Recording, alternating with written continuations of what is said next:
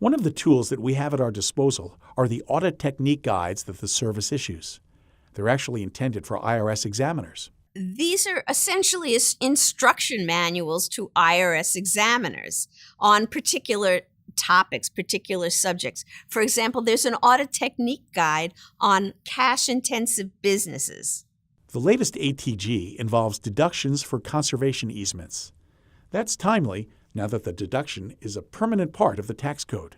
First of all, just recognize that the guide is really an update of a former one issued in 2011, but this takes into account all of the new rules.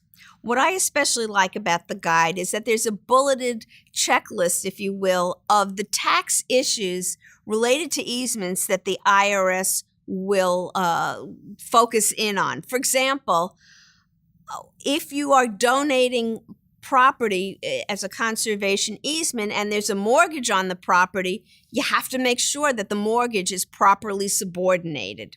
What does the guide contain that tax advisors would find interesting? Well, as I said, the guide does contain all of the latest law changes, and it also addresses some of the issues that we've had questions about.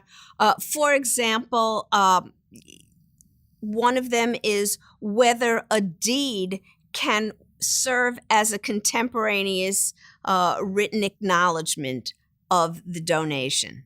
This is a subject that we've covered on this program. Does the audit guide refer to the developments we've discussed?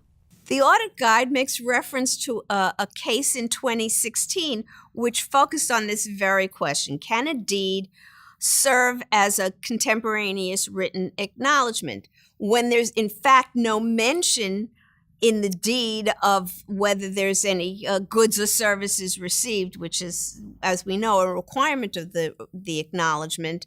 And basically what the guide tells the auditors is that it can serve as a written contemporaneous acknowledgement, but in this particular case, it failed because the deed did not say that it was the complete agreement of the parties. So while the case itself was not an example of a positive outcome, it did lay out the structure that we need to follow for our clients who are making conservation easements.